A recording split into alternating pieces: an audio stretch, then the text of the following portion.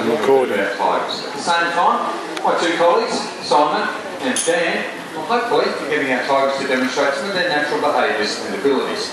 I say hopefully because at no stage does this make the tigers do anything that they don't want to. Instead, simply ask, we'll also be encouraging them to demonstrate these behaviours with use of food and treat rewards. These consist of pieces of porcelain chicken meat, as well as milk and some frozen milk cubes. Now, encouragement is something that you can also help us with. So when you see the tigers doing behaviours that you like or appreciate, you can get right behind them and make heaps of noise, clapping, shouting, screaming, cheering, whatever. But the more noise you can make, the better our presentation is likely to be. Out here right now you can see we have two adult tigers, despite the different colours and markings. They're both native to India and they're known as Bengal tigers. On my right hand side, you can see Sultan. Now, Sultan is one of the 4 tigers that were born here 12 years ago. He's also our heaviest tiger, and he weighs 210 kilos. On my left, you can see Mohan. Now, Mohan is one of the 2 white tigers that we have here. He's also Sultan's father. The Mohan is our oldest tiger at 16 years of age. He's become a little more selective about which behaviours he will or won't do during the show.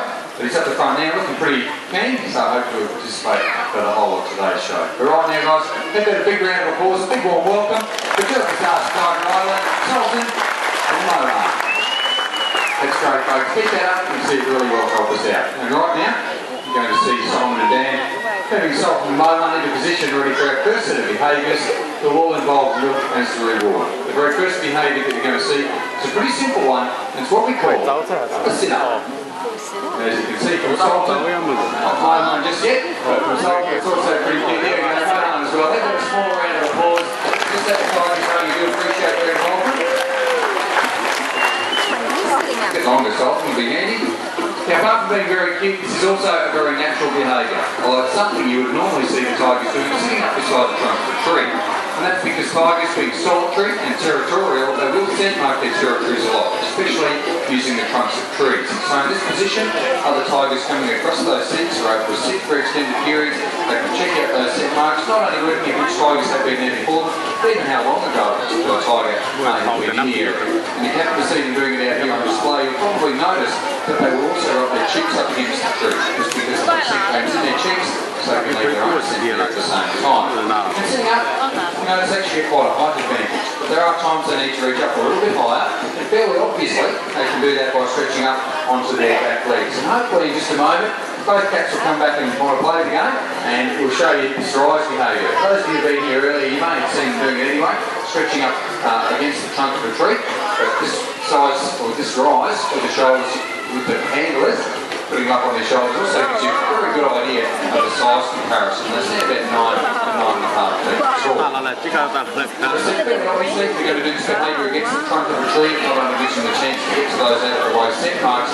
but the opportunity as well to make those very sharp, powerful paws across the tree, which leaves not only a visual mark, but a scent comes between the toes, but once again, leave a scent mark up on that tree. And if we do have a feel of poisonous, typically this doing this behaviour. The other thing about the rise behaviour, certainly gives the impression as well that the handles are pretty strong, and Sultan's just going to move, Simon is just going to move Sultan around a bit, so folks at this end you get a chance to see the rise as well. Dan, a little persistent Mohan. As I said, he can be a bit picky and choosy, but Dan working very hard to get him involved. Sometimes working hard means to some degree ignoring the cat, taking the food away from them, so that they do get a little bit interested in it. But as I say, this position gives the impression the handlers are pretty strong, but I can assure you it's not entirely the case. The tigers are actually more than able to support their own weight by themselves. And you'll see that in just a moment as well. Hopefully, more like that from Sultan, then we'll work with Mohan, so we'll get him to do hopefully the rise. And this next position that we call a freestand or a flight stand, which does actually take a lot of strength and coordination. There's Mohan getting into the rise, so we'll get him to do the flight stand at the moment.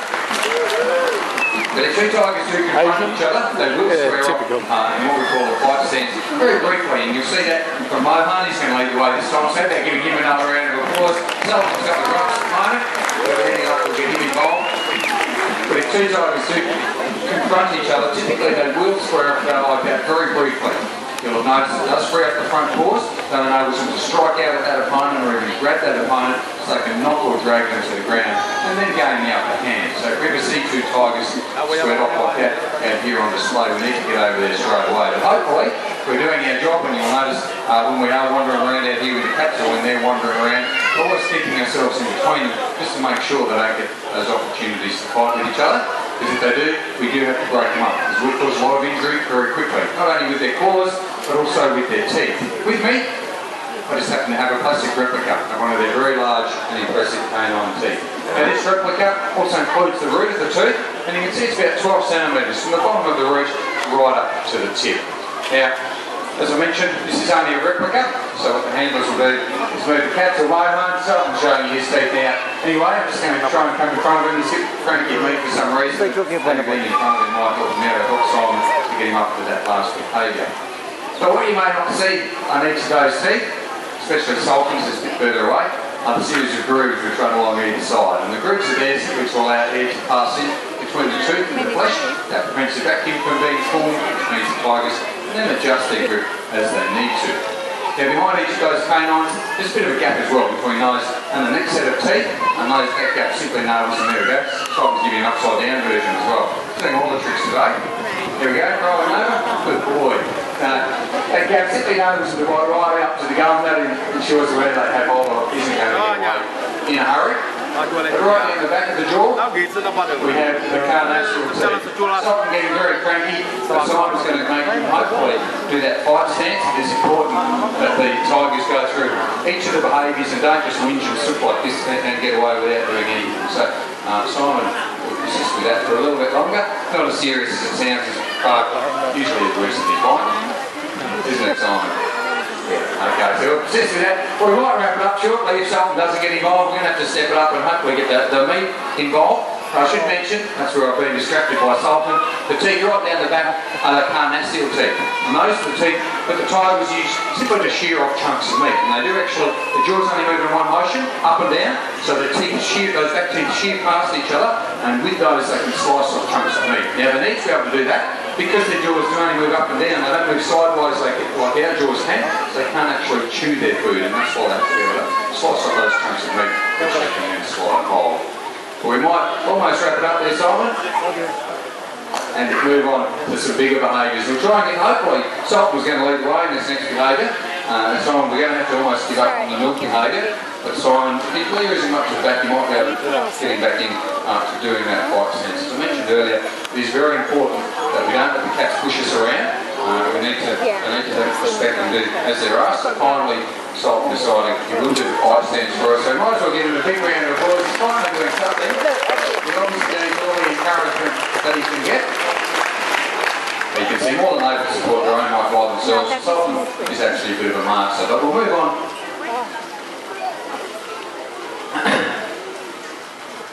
Excuse me, where we were heading, and that was to increase the motivation, bring out the horse and the chicken meat, and show you a few bigger behaviours. Now this first one is one that a few of my colleagues saw for the first time quite a few years ago, and actually walking Mohan here through the park. Now on that morning, as I walked past one of the garden beds, out from behind a bush flew a very concerned peacock. Instinctively, Mohan launched himself after that bird and actually grabbed it about 4 metres off the ground. So very impressive, something naturally that we should do out here for you. Out here, I'm sure you noticed we have no peacocks, but all that happy about the total commitment to behaviour required from them. So instead, we'll be using a nice piece of chicken. Focus your cameras and your attention back in this way towards the pool. Focus your cameras above the rock beside the pool, because it's from there that very shortly we will hopefully be launching solid. So back in this way towards the pool. There it comes, 200 kilos or 210 kilos. And now about that, pretty impressive from a 210 kilo cat. Big round of applause. Finally, involved in showing that good enthusiasm. We're doing what we're asking rather than just growling and being grumpy at us. But it also shows that they can jump great distances. We've seen our tigers jump distances of about 5 to 6 metres. The distance between the logs and the platforms, only about 3 metres. Very simple jump for a tiger. So Mohan, as you can tell, will be leading us on this set of jumps. Now you're a little more enthusiastic, so that's not helping. Thanks, Dan. Thanks, Dan. I'll take you back. It's not going too well today. But as I mentioned earlier, we can't force the cats, we can only ask and encourage. And certainly giving all the right signals. And here we go. Fantastic. No, let's not try that again. No, you're one more. Let's get him out of the way. Let's see. Thank you, Simon. Sultan finally recognised that there is meat at the end of the tunnel. so we'll get him up and involved. Obviously just sick of the milk today. But here we go. 210 kilos in weight, just look fairly simple. Standing start. There you go, straight across those platforms, getting down and across the walls as well. And there we go, give him a bit of a round of applause for that. You can see as well, like, getting the food rewards. So it's always a positive reward out here to give them the food for doing the right behaviour. If they don't do it, that's no problem. Must be those logs, must be broken today, Simon. Okay, so I want to move you around a bit more though, probably more so on the platforms if he's not going to top across the line, so give you a bit more of a chance to get some photos of the salt from side on. But especially jumping like this side on, it highlights just how much they use those tails as a counterbalance and to stabilise, as well as a bit of a momentum clip. You can see that making that jump and sticking it up over his back, so making it look very, very simple. Now, so I'm just going to wrap it up there, we'll bring the Sultan back down the front, and you may get a bit more of a reward, but how about a reward? And applause for Sultan. Did a few reasonable jumps there, and all we're going to do now is move on to some more specific behaviour. I've been waiting long enough there. What do you do?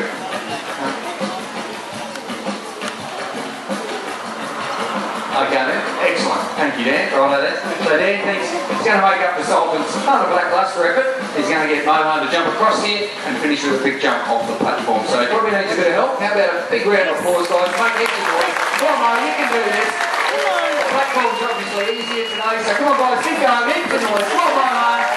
16 years old. Here we go. He can do it. One jump and then a big one. Here we go.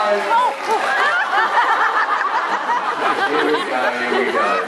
He nearly beat the chicken to the ground. Never mind. Okay.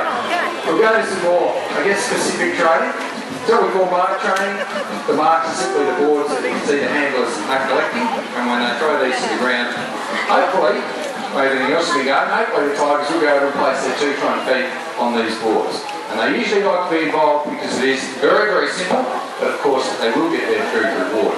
Very useful for us because it means that we can have our airlines do any simple health checks when we may need to do on the Tigers without having to need the Tigers. Another area that we use for training is probably have our Tigers involved in television programs and commercials. Now typically in those situations, not only do we need to have the Tigers off leash, but of course there are all those distractions of different people around, camera equipment, lighting equipment, etc. So very important under those circumstances that we have the Tigers focused elsewhere. And during that work, if we do need to move them from one point to another, we can do that, just as you'll see both Tigers doing out here over the next few minutes. So you can see for yourself, it's very simple, but very effective.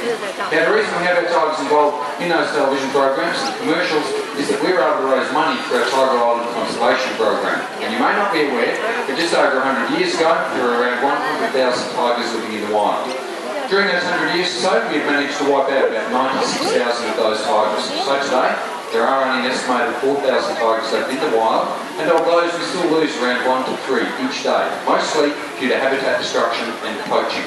So through our conservation program, we support organisations that work in the field throughout Asia, not only educating people about the fact that the body parts of tigers are of no benefit medicinally whatsoever, but also about the need to preserve their habitat. So work we're very proud of being involved in, work you may like to help us with, and you certainly can. If you spin around and have a look over there on the blue wall, you'll see we have a large sign. Attached to that sign is a donation box. You can see that donation box, we would invite you to help us out with tiger conservation and just put a bit of cash in there at the end of our show. And if you can help, obviously, we would be very, very grateful. Now that's very serious, also an important side of what we're involved in here. Another important side though, raising the awareness of these magnificent animals, showing you out there amazing the natural tiger behaviours. So with that in mind folks, and I'd like to hear it as loud as you can, who out there would like to see a tiger climb a tree? That's the way I thought you would. Now tigers not renowned for their tree climbing abilities, but as usual, with the right motivation to climb, they most certainly can. Well, I've got my doubts today, but today another nice big piece of chicken, so I'm certainly pretty keen on the chicken, so hopefully we'll get a good tree climb out of him today. Certainly keen, certainly wants to meet. Just working out where he wants to go. Yeah, looks like he does today, so when you're ready, Simon, show everyone just how well he can climb. How do you like that? 210 kilos, making it look easy. You'll see in a moment why we don't take him to the very top, or actually any of our males is typically because they let go, we'll turn around and just drop from wherever they are. But how about a big round of applause for Sultan doing a good job of that? You also remind us that we're being chased by a tiger. have a question. Now earlier you saw a very good jump off the rock down there by Sultan. To finish up our presentation, we will ask Sultan to do another of those jumps. This time also we will get Mohan involved. Now to do this, I am going to need your help. So on the count of 3, I'd like you all to shout out as loud as you can the word jump. So we'll have a quick rehearsal. Sultan gets in position and then we'll get into it. So on my count, folks, as loud as you can. 1, 2, 3. Sensational. Should get a good jump from both tigers. Although my dad's a little bit about Mohan today, you never know. He might come good at the end. But both cats in position, just waiting on the handlers, checking out the sun and the wind direction. You all good, Sultan? Just finding the perfect piece of chicken to get a good finish. Okay, we're all ready. So on my count, guys, as loud as you can. 1, 2, 3. That's a huge jump from Sultan. Mohan, I don't know what he's doing, but never mind. It was a good jump from Sultan. You see another piece of chicken going for Sultan? It'll be pretty spectacular. Off the ground. A nice way to finish up the presentation. So I hope you enjoyed it. Please don't forget about our donation box. Enjoy the rest of the day here at Dreamworld, and bye for now.